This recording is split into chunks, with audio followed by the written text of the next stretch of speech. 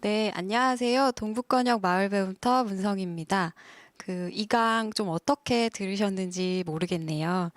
변화하는 세계의 흐름 안에서 문화 다양성, 자각했던 내용들을 조금 최혜자 교수님이 이야기 나눠주셨는데, 저희의 지금과 조금 연결돼서 생각하는 부분들이 많이 있었던 것 같아요.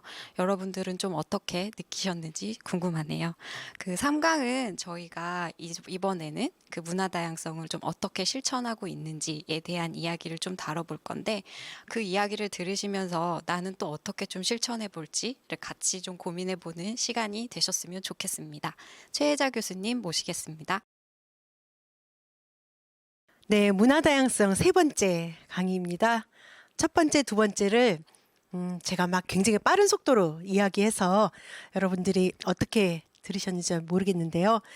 세 번째는 조금 널널하게 이야기를 해보도록 하겠습니다. 널널하다고 해서 또 얘기가 쉬운 건 아니고요.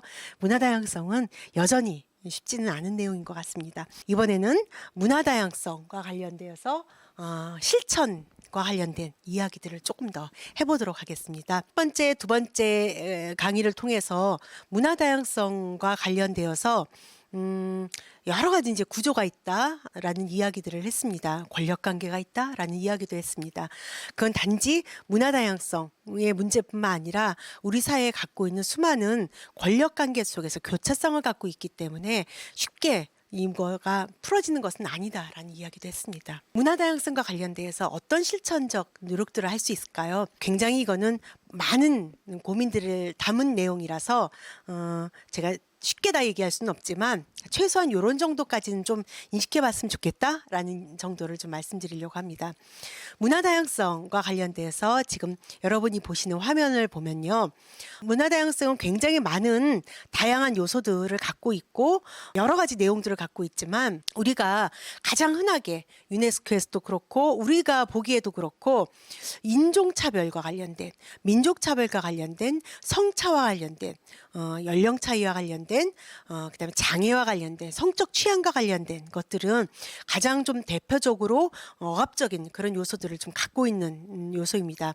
이 여섯 가지 중에서 우리가 눈으로 볼 수 있는 거는 어떤 걸까요? 인종도 눈으로 보이죠. 민족도 딱 보면은 대충 어느 나라 사람인지 알겠죠. 성차는 뭐 금방 보이죠. 그다음에 연령 당연히 눈에 보이죠. 장애 안 보이는 장애도 있긴 하지만 대체로는 보이죠. 근데 성적 취향은 안 보여요. 그래서 본인이 스스로 커밍아웃을 하지 않으면 정확하게 알 수 없는 내용이죠.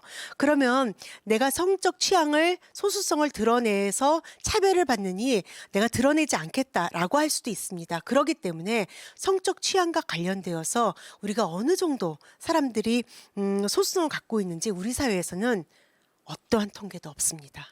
그러기 때문에 이 부분과 관련되어서는 가름하기는 쉽지 않을 거라고 생각이 듭니다. 이 여섯 가지가 가장 문화 다양성과 관련되어서 가장 크게 이슈가 되는 거라고 한다면 그거 밑에는 이슈는 안 돼 있지만 사실 이것도 굉장히 문화 다양성, 사람의 다양성을 드러내는데 중요한 요소야라고 하는 부분이 있습니다. 종교, 출신 지역, 사고 방식, 가족 구성, 종사 업무, 그다음에 뭐 경제 상황들 이런 것들은 본인들의 또는 그 집단의 다양성을 드러내는 또 굉장히 중요한 요소가 되겠죠. 근데 잘 드러나 있진 않죠. 이거보다 더 잘 드러나 있지 않은 거 뭐냐면 자기의 믿음 체계, 태도, 가치, 취향, 직관을 어떻게 아냐고요. 이런 것들은 정말 드러나 있지 않아서 한참 사귀다 보면은 결혼해서 우리 너무나 잘 맞아라고 결혼했는데 한 1년, 2년 살다 보니까 첫 번째 에리어 첫 번째 영역에서는 문제가 없고 두 번째 영역에서도 문제가 없는데 세 번째 영역에서 뭐 직관이라든지 아니면 가치라든지 이런 데에서 차이가 드러나는 경우도 있죠. 그래서 사람이 갖고 있는 다양성은 이 사람은 나하고 맞아 안 맞아를 한눈에 보고 알 수가 없다라고 생각이 듭니다. 그러니까 복잡할 수밖에 없겠죠. 자, 다음으로 한번 넘어가 보죠. 그렇기 때문에 문화 다양성과 관련돼서 어떤 사회든지 간에 이 다양함을 처음 만났을 때에는 어떤 일이 제일 먼저 있을까요? 충돌이 발생했죠. 갈등과 충돌이 발생하죠. 갈등과 충돌이 막 발생하다 보면 너무 사람들이 피곤해져요. 그러면 이럴 때 갈등이 생기는구나. 갈등을 인식하게 되겠죠. 우리가 아마 갈등을 인식하는 수준까지 와 있지 않나라고 생각이 듭니다. 우리 사회가. 그런데 캐나다 같은 사회는 갈등을 인식하고 우리가 왜 갈등을 하는지 인식을 공유하는 수준, 그다음에 그러면 이거를 해결하기 위해서 어떻게 할 것인가 방법을 만든 수준, 그다음에 그 방법을 확산해서 국가 정책, 국시로 만든 과정, 그것을 한 60년 동안 실천한 과정, 그다음에 삶의 다양성으로 좀 제기하는 과정, 이렇게 긴 과정을 캐나다 사회는 1960년대부터 쭉 거쳐왔습니다.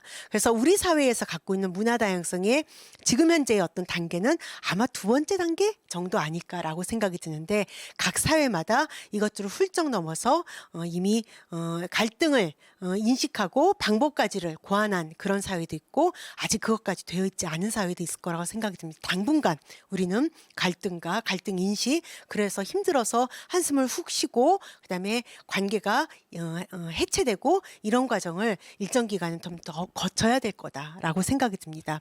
이렇게 문화 다양성은 굉장히 오랜 시간이 소요된다라고 얘기할 수 있습니다. 그래서 우리는 이런 고민들을 할 수 있겠죠. 그러면 우리가 원래 이렇게 다양한 존재라고 하는데 이 다양성은 어떻게 그러면 사람들마다 이렇게 연습해야 되는, 존재 자체가 다양한데 이제 연습하고 훈련하고 감수성을 키워야 되는 수준까지 왔는가라고 하는 것들을 한번 생각해 볼 필요가 있을 거라고 생각이 듭니다. 인간이 갖고 있는 수많은 욕구들이 있습니다. 메슬로우라는 사람은 인간이 갖고 있는 욕구를 한 5가지 단계로 이야기했습니다. 생리적 욕구, 안전의 욕구, 소속감과 사랑의 욕구, 존경의 욕구, 자아 실현의 욕구, 이런 것들을 이야기했습니다. 이게 맞는 얘기입니다. 그런데 이것만 있을까요? 여러분이 갖고 있는 욕구는 요거 범주 안에 딱 들어갑니까? 메슬로우가 얘기했던 인간이 갖고 있는 기본적인 욕구는 틀린 말은 아니지만 전체를 다 포괄하지는 못한다라고 하는 한계를 갖고 있습니다. 인간이 갖고 있는 수많은 욕구들, 인간이 자기를 드러내면서 나는 또 이럴 때는 이런 욕구도 갖고 있고 저런 욕구도 갖고 있고, 내가 욕구하는 건지 욕망하는 건지 타인의 욕망을 욕망하는 건지 헷갈리는 욕구도 있고, 우리가 참 욕구가 요동을 치고 있습니다.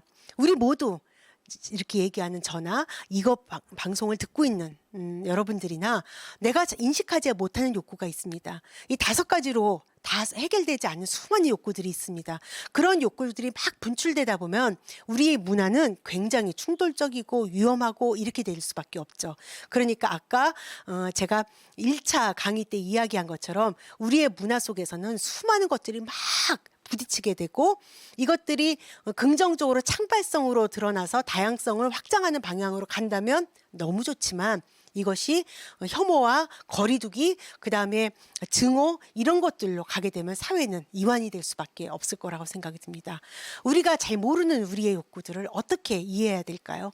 또 우리가 어떤 욕구를 갖고 있지 모른다 하면 사회생활을 할 수 없을까요? 사람들하고 관계를 맺을 수 없을까요? 아닐 거라고 생각이 듭니다. 그렇다고 한다면 우리가 잘 모르지만 내가 어떤 욕구인지를 매일매일 나를 점검하면서 살고, 그다음에 또 우리 사회 속에서 다른 사람의 욕구들을 만나면서 그것과 잘 화해하면서 살 수 있는 방법은 없을까라고 하는 걸 고민할 때, 우리는 그동안에 인간 자체가 갖고 있는 우리의 다양성이 어떻게 훼손이 되었을까라고 하는 것들을 추적해 보면서 한번 생각해 볼 수 있을 거라고 생각이 듭니다. 함께 추적을 해보시죠. 문화 다양성이, 사람들이 갖고 있는 그 다양성, 사람들이 갖고 있는 수많은 사람들마다의 어떤 그 특수성들, 이런 것들이 훼손되는 것을 저는 크게 5가지로 짚었습니다. 첫 번째는 권력관계입니다. 두 번째는 사회적 이념입니다. 세 번째는 폭력적 일반화라고 할 수 있습니다. 네 번째는 상업화라고, 이걸 신화라고 얘기할 수 있습니다. 5번째는 이 모든 것이 그렇다 하더라도 자기 자신이 그것을 그냥 휩쓸려 가다면 나조차도 나를 훼손하는 굉장히 중요한 범죄자일 수 있습니다. 이 5가지를 우리의 나의 문화 다양성을 훼손하는 5가지 요인으로 한번 보도록 하겠습니다. 첫 번째, 권력관계, 파워 릴레이션십을 보도록 하겠습니다. 권력관계는 보통 이런 거죠. 한 사람은 지배하고 한 사람은 복종하는 관계의 권력관계. 네, 이런 권력관계는 누구든지 다 압니다. 누구든지 그건 권력관계네. 그 말이 안 되네. 그 왜 사람한테 그렇게 해? 이런 식으로 항의도 하고 당신이 뭔데 그렇게 얘기할 수 있어? 이렇게 항의도 할 수 있습니다. 그런데 권력관계가 아주 미묘하게 되어 있는 수가 있어요. 이런 거. 똑같이 평등한 것처럼 밧줄을 잡고 있죠? 그런데 한 사람은 손이 보니까 남자고 한 사람은 여성이에요. 사회적으로 이미 다른 식의 위치에 있어요. 다른 식의 조건에 있어요. 그런데 똑같은 균형적인 이 밧줄만 잡고 있다고 해서 이 권력 관계가 없을까요? 아닌 거죠. 외형적으로 봤을 때는 권력 관계가 안 보이지만 내재적으로 권력 관계가 이미 사회적으로 내장되어 있다라고 하는 것도 권력 관계다라고 보여집니다. 이건 어떨까요? 우리는 평평하잖아. 이봐, 수평적이네. 자, 민주적이니까 우리 다 같이 얘기해 봅시다. 이렇게 얘기를 해요. 그렇지만 평평하지만 평평한 운동장이 이미 기울어져 있어요. 이럴 때 권력 관계가 겉으로 보기에는 상사와 그 직원들이 수평적으로 누구든지 한마디 할 수 있는 것 같고 그렇지만 사실은 파워를 갖고 있는 사람 앞에서 우리가 자기 검열합니다. 이런 얘기했다가 나중에 큰 코 다치지. 술자석에서 내가 술 먹고선 잘못 얘기했어. 이런 일을 겪으면서 해야 될 말과 하지 말아야 될 말을 검열하게 됩니다. 여기도 권력 관계가 작동하게 되죠. 우리가 지배하고 지배하지 않는 이런 관계만 권력 관계로 보는 게 아니라 사회 환경이 이미 권력 관계를 만들고 있거나 이미 내가 그것이 너무나 강력한 힘이라고 해서 감히 거기에 뭐라고 얘기할 수 없는 관계 속에서 권력 관계가 존재합니다. 그러면 권력 관계라고 하는 것은 우리가 면밀히 뜯어봐야 될 이유가 있는 거죠. 내가 어떤 식의 다양성을 갖고 있다 하더라도 내 상사 앞에는 저도 짜장면 좋아합니다. 짜장면. 사실은 짜장면 너무 재수없어. 먹기 싫어. 그런데도 짜장면 좋아한다고 얘기를 하죠. 자, 뭐 같이 회식하러 갔는데 그 대표가 뭐 먹지? 뭐 괜찮지 않아? 뭐? 그러면은 예, 저도 좋아요. 저도 좋아요. 저도 좋아. 이렇게 하는 경우도 있습니다. 네, 이런 모양이 별로 안 좋긴 하지만은 사람들이 자연스럽게 마치죠. 이 권력 관계 속에서는 내가 좋아하는 짬뽕을 먹을 수가 없어요. 즉 사람들이 갖고 있는 다양성이 훼손이 된다라고 하는 거죠. 이게 우리 사회에 굉장히 강력하다. 이게 가불관계에서 쭉 관철되어 있기 때문에 나이가 어릴수록 회사에 들어간 적이 짧을수록 그다음에 학교에서 학년이 밑에일수록 이 권력관계 속에서 자동으로 해야 되는 행위들을 하게 됩니다. 이게 바로 개인이 갖고 있는 다양성을 훼손하는 첫 번째 주범이라고 이야기할 수 있습니다. 두 번째 보시죠. 사회적인 이념. 1940년대생, 50년대생, 60년대생, 또 1970년대생, 80년대생, 90년대생 정도까지는 어렸을 때부터 그런 얘기를 듣고 살았습니다. 자, 지금 화면에 보는 것처럼 개미와 배짱의 얘기를 들은 적도, 본 적도, 뭐 읽은 적도 기억이 잘 안 나요. 그렇지만 다 알고 있어요. 그 다 알고 있으면서 그것의 메시지까지 몸에 쫙 다 스며들어 있어요. 어떤 얘기일까요? 제가 한번 얘기해 볼까요? 햇볕이 쨍쨍 찌는 여름날 개미가 열심히 일을 하고 있었습니다. 배짱이는 나무 밑에 앉아서 바이올린을 켜고 있었죠. 자, 겨울이 됐습니다. 개미집은 굴뚝이 있었고 연기가 모락모락 나고 있어요. 그것으로 봐서 뭔가 음식을 하고 있고 그 집안은 따뜻할 거다라고 생각이 듭니다. 근데 배짱이는 여름에 입었던 옷이 다 해진 채 와들와들 떨면서 개미네 집을 노크했습니다. 내가 너무 춥고 배고픈데 나한테 따뜻한 잠자리야 먹을 걸 줄 수 있겠니? 라고 이야기를 했습니다. 근데 1940년대생부터 1990년대생 정도까지는 다 알고 있습니다. 개미가 뭐라고 얘기했는지. 가물가물 기억을 안 난다 하더라도 제가 얘기하면 기억나실 겁니다. 안 돼. 너는 우리가 열심히 일할 때 놀았잖아. 왜 너는 열심히 일하지 않니?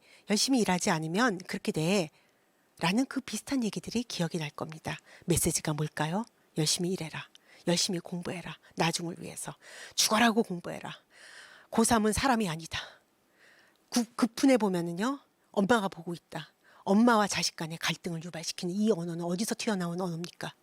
이런 식으로 열심히 일하라고 했습니다. 뭘 위해서? 잘 모르겠어. 좌우간 어른들이 그렇게 말했어. 열심히 일하라고. 뭘 위해서? 행복하려고. 무조건 일했습니다. 자기가 예능을 하고 싶고 자기가 기타를 잘 치고 내가 노래 부르면 사람들이 너무 행복해하고 그러는데 그런 거에서 굶어 죽기 딱 좋아. 하지 마. 이런 소리를 들어가면서 무조건 열심히 일을 했습니다. 이게 바로 사회적 이념, 개인의 다양성이 훼손되는 두 번째 범죄 영역입니다. 우리는 이 정상성 범위 안에 들어가려고 열심히 공부하고 어쨌든 대학에 가고 군대 갔다 와서 대충 만나서 대충은 아니겠지만 결혼하고 그다음에 애 하나 낳는데 주변에서 왜 애 하나만 낳냐고 둘은 낳아야지. 왜 둘을 낳냐고 그래도 아들은 하나 있어야지. 왜 남의 집 이불속까지 얘기를 하냐고. 그래서 어쨌든 낳아요. 그래서 그냥 열심히 가르쳐서 또 나처럼 열심히 일하는 일꾼들을 만드는 그런 생활들을 30년, 40년, 50년, 60년 동안 해왔습니다. 이 사회가 주는 메시지가 뭐냐면 열심히 일해라. 그래야 행복하다. 진짜 행복할지 안 할지는 모르겠지만 그런데 막상 그렇게 열심히 일한 사람들이 나이가 들어서 살만할 때 암 걸려 죽어. 이런 거 보면서 이러니까 젊어서부터 너무 일을 해서 안 됐지 이런 얘기합니다. 사람들이 무엇을 위해서 내가 일을 할까? 나는 누구일까? 라고 하는 질문을 하기 시작하면서 이런 사회적 이념들이 흔들리고 있지만 사실은 우리 사회에 70대, 60대, 50대, 40대, 30대, 20대 일부까지도 사실은 그런 얘기를 듣고 살았습니다. 어쩌면 10대들도 열심히 공부해야지 니네가 지금 이런 얘기 듣고 있죠. 그런데 이것들이 결국은 그들이 갖고 있는 마음속에서 열정 이런 것들을 죽여놓고 교실에 가면 아이들이 열정도 없이 그냥 이렇게 책상에 이렇게 엎어져 있고 이런 모습들을 보면서 그들이 갖고 있는 욕망들, 열망들, 희망들, 하고 싶어서 안달이 난 거 이런 것들을 지지해주지 못하는 우리 사회에 대해서 그들의 다양성을 읽어주지 못하는 사회에 대해서 우리들은 많이 생각을 해봐야 될 거라고 생각이 듭니다. 우리가 생각할 때 20년 후에 어떻게 될지 아무것도 모르면서 애들한테 우리가 살았던 10년 전, 20년 전에 그 세계를 살라고 얘기하는 이 느닷없는 용기는 어디서 나온 건지 우리가 고민해 봐야 될 필요가 있겠죠. 문화 다양성을 훼손하는 두 번째 범주, 사회적 이념. 여러분 앞에 고발합니다. 세 번째, 타인에 대한 편견, 일반화. 남자는 이래야 돼, 여자는 이래야 돼 라고 하는 것들. 나이 들은 사람은 이래야 돼, 어린 사람들은 이래야 돼. 우리 사회에 그런 얘기들이 되게 많아요. 사내 놈이 무슨, 이게 뭐예요? 울지 말아야 된다, 사내 놈이 뭐 이래야 된다, 뭔가 억압적인 얘기를 할 때 이런 얘기 쓰죠. 사내 놈은 울면 안 돼, 사내 놈은 그러면 안 돼, 이런 얘기들. 아니 계집애가 무슨, 이걸 또 계집애 여성을 억압할 때 쓰는 얘기겠죠. 낯살이나 처먹어가지고 나이 든 사람은 억압할 때 이 말을 쓰겠죠. 대가리에 피도 안 마른 것이 나이 어린 사람을 억압할 때 이런 말을 쓰겠죠. 굉장히 많이 있습니다.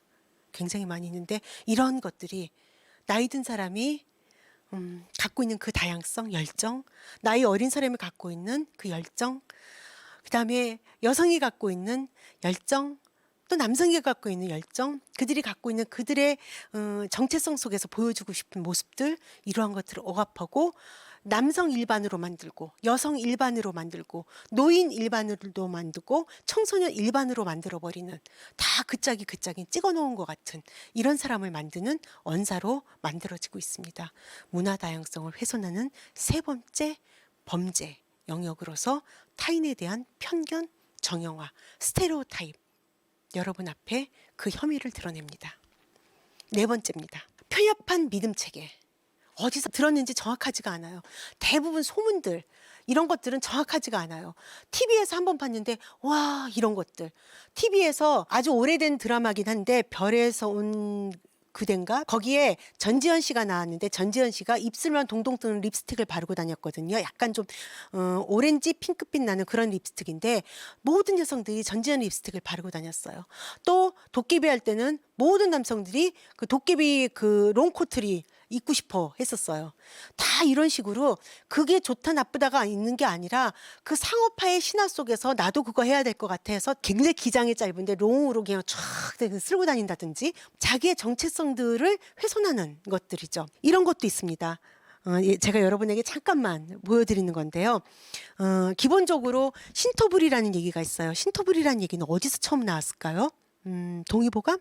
경목요걸? 노노? 대학? 뭐 이런 거 아니죠. 1980년대에서 90년대 사이에 농협에서 광고를 할 때 신토불이라는 광고를 했습니다. 농산물을 많이 사 먹으라고요. 즉 광고 문구였어요. 광고 문구였는데 좋아요. 우리 집 근처에서 난 농작물을 먹으면 건강하고 좋죠. 저 지구 한 바퀴를 돌아온 농작물보다는 기본적으로 집 근처에 있는 농작물을 먹는 게 훨씬 좋죠. 오케이, 거기까지는 이해가 됩니다. 그런데 그게 굉장히 확대 생산이 돼가지고서는 이주민들을 탄압할 때 그런 얘기를 씁니다. 만약에 여러분하고 워크숍을 했다라고 하면은 같이 이거 활동을 하고 싶은데 한 20개 정도의 사진이 있습니다. 그 중에 하나 제가 아무거나 랜덤으로 좀 뽑아보면요. 이걸 한번 뽑을까요? 여기 있습니다. 잘 안 보이실 수도 있는데요. 저하고 그림하고 비슷하게 생기지 않았나 싶은 생각이 드는데 죄송합니다. 채송화입니다. 채송화.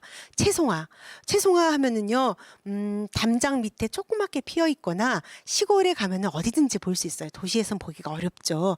그런데 어렸을 때 채송화 굉장히 많이 봤어요. 채송화는 원래 어디, 출신이 어딜까요? 태생이 어디일까요? 우리가 어렸을 때 많이 봤으니까 우리나라일까요? 아닙니다.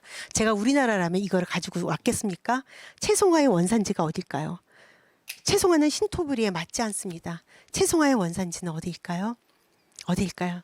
제가 원산지를 찝어보겠습니다. 인도입니다.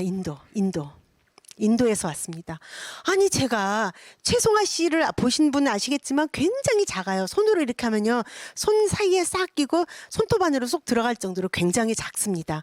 근데 최송아가 발이 달려서 우리나라까지 왔겠습니까? 아니면 기어서 왔습니까? 날라서 왔겠습니까?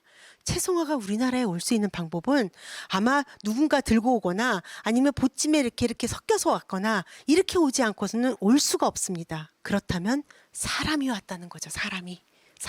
채송화는 우리나라 태생이 아닙니다. 이주꽃입니다. 이주꽃. 이주 노동자처럼 이주꽃입니다. 그리고 저 채송화를 가져온 아주 옛날에 이주민이 있었겠죠. 채송화는 그렇게 멀리서 왔습니다. 지금 우리의 눈에 쉽게 볼 수 있는 거지만 아주 멀리서 왔습니다. 여러분 이게 뭘까요? 다시 저를 비춰주시면 알 수 있을 텐데요. 고구마입니다. 제가 오늘 아침에 고구마를 먹고 왔는데요. 고구마는 어디서 왔을까요? 고구마는 해남에서 왔을 거라고요? 아닙니다. 고구마는 해남에서 온 게 아니라 저 멀리서 왔어요. 어디냐면 바다를 건너서 얘가 온 루트는요. 일본을 통해서 우리나라에 들어왔지만 얘가 이렇게 돌아서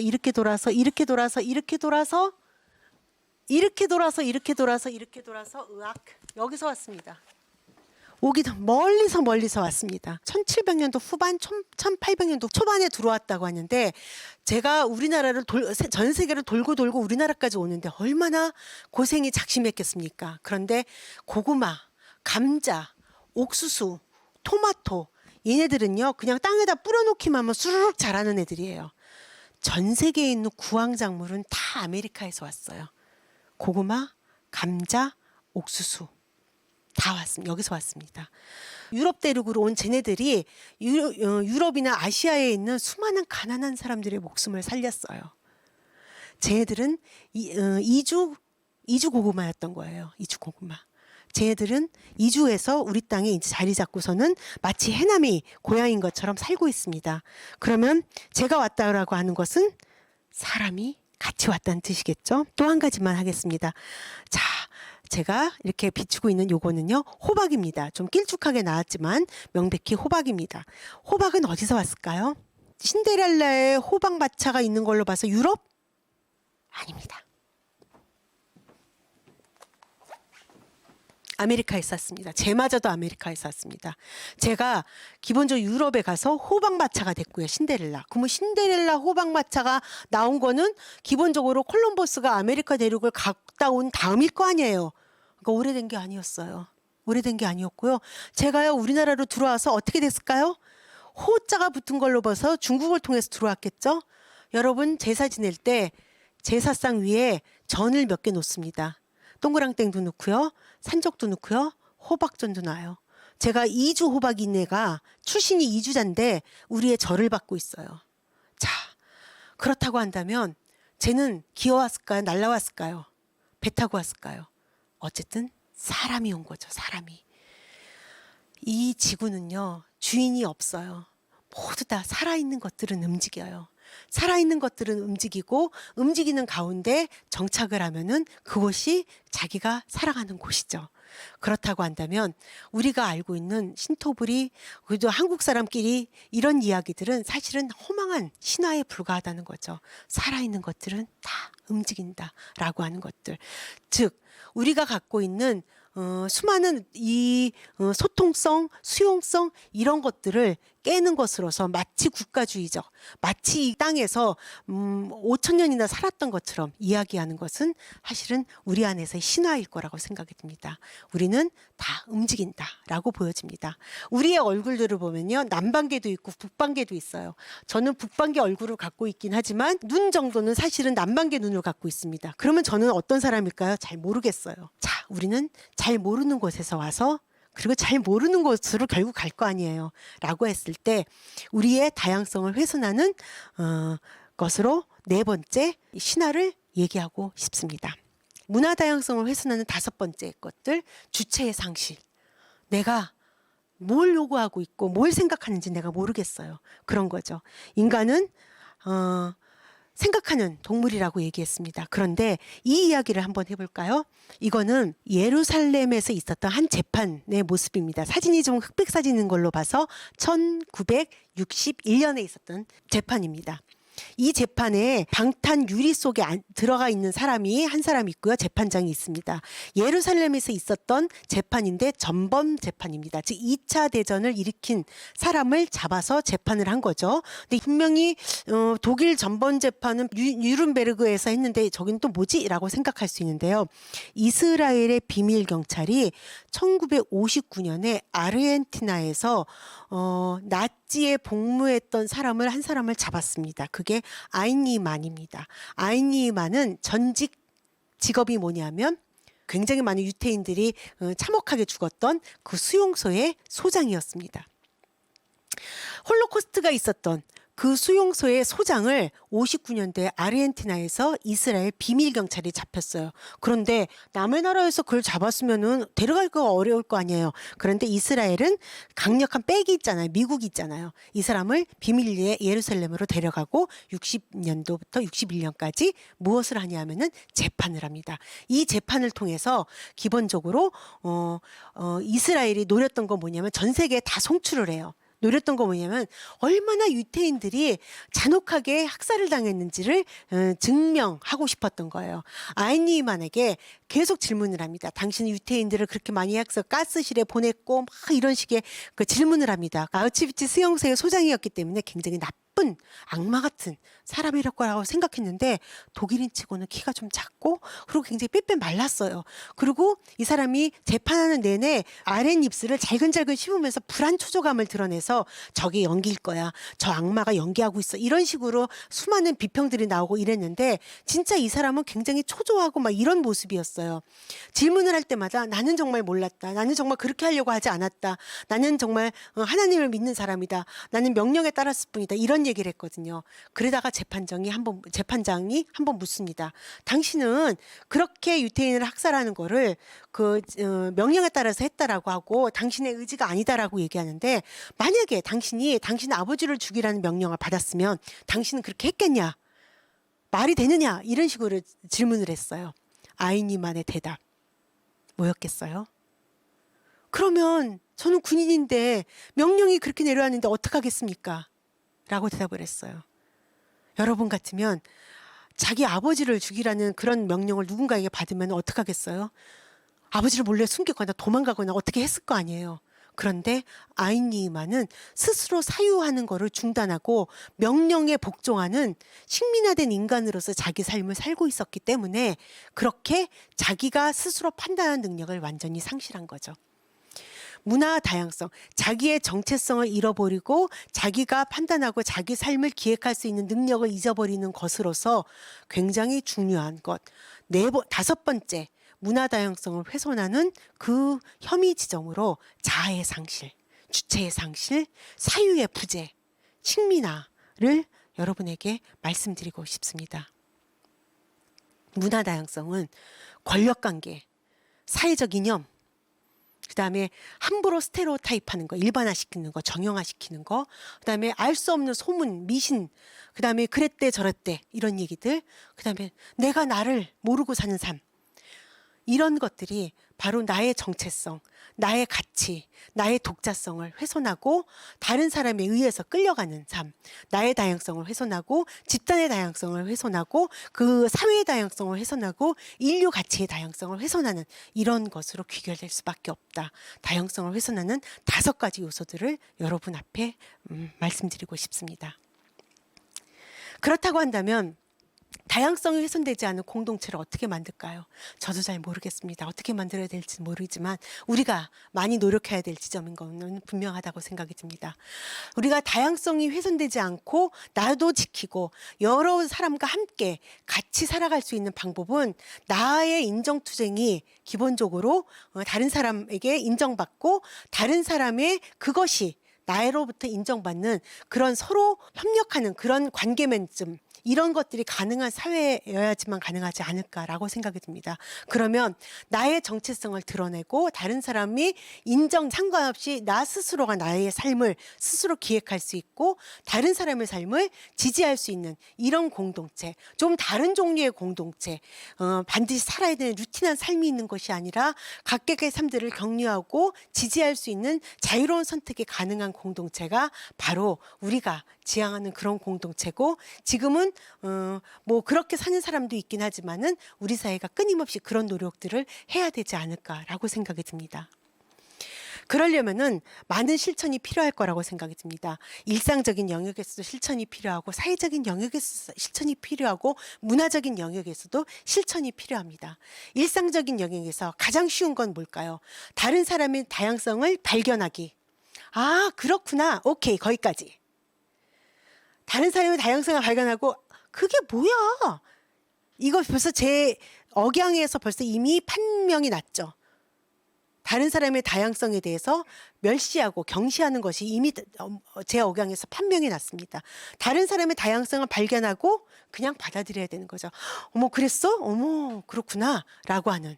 이것을 이미 나는 다른 사람이 나하고 다름을 발견할 때 판단하고 거기다가 재단하고 잣대를 들이대고 이런 행위들을 금지할 때, 그런 행위들을 안 할 수 있을 때 우리가 일상 속에서의 편견과 차별로부터 자유로울 수 있고 나 스스로도 자유로울 수 있을 거라고 생각이 듭니다. 그러나 도저히 받아들일 수 없는 사람도 있어요. 제가 고등학교 때 제 짝이, 아니 중학교 때, 고등학교 때네요. 제 짝이 그 당시 이렇게 쇠로 된 도시락을 항상 먹었는데 뭐 한 2교시 끝나면 이미 다 먹죠. 그런데 제가 이렇게 먹을 때 항상 제 짝은 아침에 급식으로 받은 우유를 항상 밥에다 말아서 먹었어요. 그래서 나는 너 그게 뭐냐? 아우 느끼해. 도대체 밥을 먹을 때 우유를 왜 말아 먹어? 막 이렇게 얘기를 했거든요. 거기다가 먹다가 중간에 또 김치도 먹어요. 그러면 김치 국물이 그 우유 마른 물에 똑 떨어지면요. 너무 역겹고 약간 꿀꿀이죽 같은 그런 느낌이 들어서 제가 짝을 굉장히 구박을 했거든요. 그렇게 먹으면 안 된다고 생각을 했어요. 그렇게 먹으면 맛이 없다고 생각했어요. 그리고 난 다음에 한 20년쯤 지나서 저는 리조또를 굉장히 좋아하는 사람이 되어 있었어요. 리조또는 밥에다 우유 말아서 좀 졸인 거잖아요. 굉장히 좋아하거든요. 뭐가 문제인 거예요? 뭐가 문제인가요? 왜 저는 밥에다가 우유 말아 먹으면 안 된다고 생각했을까요? 그냥 나의 편견인 거예요. 나의 편견. 다른 사람의 취향을 내가 받아들이지 못한 거거든요. 때때로 이렇게 못 받아들이는 것도 있어요. 그러면 불각은 불가원. 가까이도 그거에 대해서 뭐라고 얘기하지 말고 그렇다고 해서 그게 뭐 그렇게 나쁜 거 아니면은 멀리 갈 것도 없이 불가온, 불각은 이렇게 거리두기 정도를 하는 것이 일상의 굉장히 중요한 문화다양성 기술이다라고 보여집니다. 사회적 영역에서는 어떻게 할까요? 잘못된 편견, 신화, 소문 이런 것은 확인해야겠죠. 그 잘못된 것에 대해서 맞서 싸워야겠죠. 여성은 이렇대, 남성은 이렇대, 뭐 이런 것들. 그 다음에 수많은 불법적인 그 사람들의 인권을 해하는 그런 불법적인 것들, 이런 것들과 맞서 싸워야겠죠. 쉽진 않지만 우리는 그렇게 되긴 해야 되는 거죠. 그리고 거짓과 싸우면서 약한 사람들끼리 연대하고 사람이 사람한테 희망을 만들어줄 수 있는 그런 스스로가 돼야 되는 이런 것들이 사회적 편견과 차별에 맞서 싸우는 방법일 거라고 생각이 듭니다. 문화적 영역에서는 어떻게 해야 될까요? 물론 참 사회적 영역에서는 이런 것들을 제도화하는 것도 필요하죠. 차별금지법이라든지 이런 것들, 법적 제도적 장치가 필요하고 법률적으로 안 되는 것들은 안 되는 걸로 사람을 해하면서 나의 다양성이 존중받아야 된다라고 한다면 이게 가능할까요? 이런 것들은 법으로 막아야겠죠. 이런 것들이 사회적으로 보장이 돼야 될 거고 문화적 편견들은 어떻게 할까요? 그거는 우리처럼 청소년들을 만난다든지 아니면 문화적인 일을 하는 사람들에게 매우 중요한 건데요. 기존의 관행에 대해서 질문하기, 다르게 보기, 비틀어 보기, 낯설게 보기, 그다음에 차이와 차별을 조장하는 환경들을 뒤틀어 경계를 허물기, 넘나들기, 횡단하기 이런 것들. 그다음에 의사조정 과정에서 반드시 당사자들과 함께 이야기하게 당사자가 그런 것들에 대한 경험이 소수자일 경우가 많기 때문에 없다고 하면은 그 경험 자체를 같이 공유하고 함께 만들기. 경험 있는 당사자들로 만들어가는 과정, 그 가운데 그 과정에 협력적으로 협조하기. 이런 것들이 아마 문화적인 편견과 차별을 맞서는 걸 거라고 생각이 듭니다. 이런 것들은 쉬운 게 아닐 거죠. 이런 얘기들이 바로 우리가 문화다양성 워크숍을 통해서 매우 많이 돼야 될 이야기일 거라고 생각이 듭니다. 문화다양성은 나 문화다양성 공부 다 했으니까 끝 이게 없다고 생각이 들어요. 저도 문화다양성과 관련된 공부를 벌써 20년 가까이 하고 있습니다. 그런데 저도 지금 계속 스스로 부족함을 느낍니다. 그래서 문화다양성을 스스로 그런 감수성을 가질 때 이런 자세가 필요하지 않을까라고 생각이 들어요. 여러분 이거는 신영복 선생님의 글인데요. 제가 좀 읽어보겠습니다. 북극을 가리키는 지남철은 무엇이 두려운지 항상 바늘끝을 떨고 있습니다. 여인 바늘끝이 떨고 있는 한 바늘이 가리키는 방향을 믿어도 좋습니다. 만약 그 바늘끝이 전율을 멈추고 어느 한쪽에 고정될 때 우리는 그것을 버려야 합니다. 이미 지남철이 아니기 때문입니다. 우리가 더 다양성을 수용하고 그런 감각을 키우는 방향으로 계속 노력하고 파들파들 떨면서 스스로 경계하고 성찰하고 이런 힘을 갖고 있을 때 우리가 문화 다양성이 열려 있는 것이지 딱 어느 방향을 가리킨다고 하면 이미 그것은 매너리즘에 빠지기 쉽다라고 하는 얘기들을 우리가 새기면서 한번 고민해 볼 필요가 있을 거라고 생각이 듭니다. 몇 가지 그림을 보면서 자 이야기대로 마치겠습니다. 이건 뭘까요? 네, 지도입니다. 지도 맞죠? 이거는 뭘까요? 지도죠. 거꾸로 된 지도일까요? 아니네요. 글자는 제대로 되어 있네요. 그러면 어디에서 쓰는 지도일까요?